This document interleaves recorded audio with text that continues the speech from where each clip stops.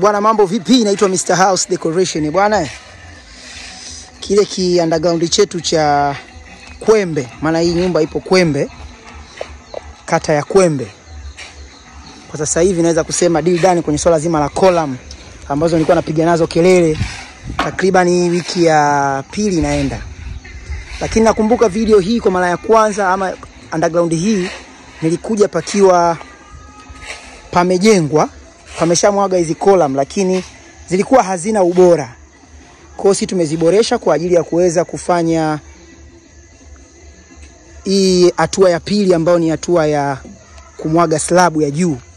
Lakini kabla slab nadhani mnaelewa kuna zoezi la kupiga boksi, lakini pia kuna zoezi pia la kusuka nondo. Baada ya hapo ndo tuweze kumwaga hiyo slab yetu. Lakini haya yote huwezi kuyafanya ikiwa hauna base nzuri, hauna msingi mzuri.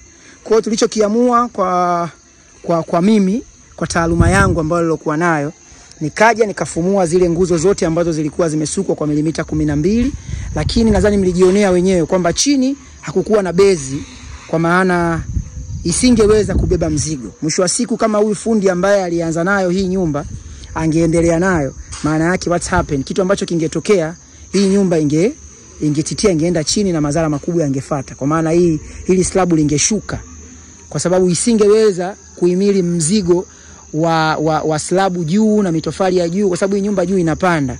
Kwa sababu ya nini? Bezi zake hazikuwa rasmi kwa ajili ya kuweza kubeba mzigo. Kwa hiyo tulichokifanya sisi tukafumua mpaka chini, nadhani mliona, tukachimba chini, tukasuka bezi zetu za milimita 12, lakini tukaja tukasuka nondo zetu hizi nguzo kwa maana ya hizi column ambayo tumetumia milimita 16, na ringi pia tumetumia milimita 8 kwa ajili ya kusukia hii column yetu. Na mpaka sasa hivi hapa kwenye phase hii ya kwanza ama kwenye contract hii ya kwanza, mimi na mteja wangu naweza kusema deal done, kwa sababu leo tunamaliza kumwaga hizi nguzo. Kwa hiyo what next, kinachofuata sasa hivi ni kuendelea na jambo la pili ambao ni zoezi la kuweza kusuka boksi la slab. Tutazipa takriban siku 2 hizi nguzo ziweze kupata maji ya kutosha. Baada ya hapo sasa tuendelee na mchakato wa kuweza kupiga boksi la slab, lakini tukimaliza hapo tutaingia zoezi la kusuka nondo, haya mabimu ya kati humu pamoja na zile topu zake 2 za katikati. Kwa mpaka hapo nadhani mmenielewa, lakini kitu cha kujifunza nadhani mmenoti hapa. Kila siku ndio maana channel yangu hii inaita Sanuka na Ujenzi, kwa sababu unatakiwa uelewe. Yaani wewe bosi unatakiwa kuwa na wewe una idea na ujenzi. Usiingie kwenye ujenzi ikiwa hauna elimu. Kwa hiyo hii channel ni channel ambayo wewe ukisubscribe kabla haujaingia kwenye ujenzi unakuwa ushajua vitu vingi sana. Bezi inasukwaje, underground maandalizi yake yapoje, una project ya gorofa inaandaliwa vipi, una project ya hidden, nyumba ya hidden maandalizi yake yapo vipi, inapauliwa vipi. Kwa sababu mwisho wa siku utakuja kuingia kwenye ujenzi ambao haujui, ndio madhara yanaanza kutokea. Mara nyumba inavuja, mara umejenga underground imeshuka, kwa sababu wewe mwenyewe haukuwa unafuatilia mambo ya ujenzi. Kwa hiyo kabla hujaingia kwenye ujenzi fanya research ya kutosha. Na sasa hivi kila siku nasema mitandaoni mafundi wako wengi sana, madalali wako wengi sana. Kwa make sure unafanya kazi na fundi professional, fundi ambaye ana kampuni, ana umiliki wa kampuni kwa maana ana dhamana, fundi ambaye unajua kabisa nampata wapi. Sio unafanya kazi na mtu ambaye hujui pa kumpata.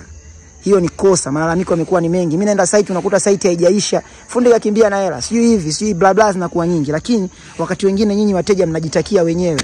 Naenda kwenye kampuni, dili na kampuni. Kampuni haiwezi kukukimbia. Kampuni haiwezi kutoroka na kazi yako. Kampuni haiwezi kushindwa kazi yako kivyo vyote vile, hata kama umepata hasara lakini kazi yako itaisha. Ndio advantage ya kufanya kazi na kampuni. Usifanye kazi na mafundi wa mtandaoni, kwa sababu kuna utofauti wa kampuni na mafundi wa mtandaoni, ni vitu viwili tofauti. Kwa hiyo jitahidini sana kufanya research za kutosha. Mimi siongei hivi kwa ajili ya kuwakandia labda wa mafundi wenzangu, hapana, lakini vilio vimekuwa vingi. Umeona bwana, vilio vimekuwa vingi. Fuatilia mtu unaona kazi zake zinaanza zinaisha. Yaani kwa mfano kama hivi mimi nasema mkataba wangu mimi na huyu bosi hapa ni kwenye column, tumeishia hapa. Kwa hiyo nisipoendelea maana yake yeye mwenyewe labda budget yake haijamruhusu, au labda tumeshindwana tena kwenye phase ya pili, anakuja mtu mwingine anamaliza. Lakini mimi mkataba wangu hapa ndo tumemalizana. Yaani mimi hapa leo ndo nimeuza kazi. Watu wangu walikule wanamwaga zege. Umeona bwana, wanaliivisha pale, tunamwaga nguzo ya mwisho ile pale. Tumemaliza. Hapa sidaiwi wala mimi tajiri simdai. Ina maana tukiitana tena tunakuja kuitana kwenye phase ya pili ya kufunga, ya kupiga boksi la slabu na kuanza zoezi la kusuka nondo. Sasa fanyeni research, vilio visiwe vingi. Fundi wa mtandaoni jamani, achaneni nao. Mimi hapo unavyoniona niko registered kabisa na BRELA, nipo registered kabisa na makampuni yanayotoa vibali vya ujenzi Tanzania. Unakuja ofisini kwangu unajiridhisha, kuna document zote. Sasa shida yenyewe ninapenda rahisi.